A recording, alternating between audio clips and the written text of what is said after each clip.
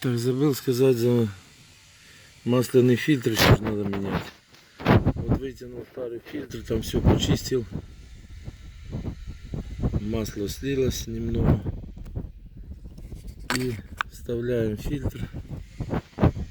И прикручиваем вот эту крышку через там манжет. Аккуратно ставим манжет, чтобы не сел на свое место. Надо внимательно. Или на герметик садить. Садилась с завода на герметик, чтобы не съехал со своего места манжет. Ну, попробуем. Так вот, масло немного вытекло там. Все, плыс.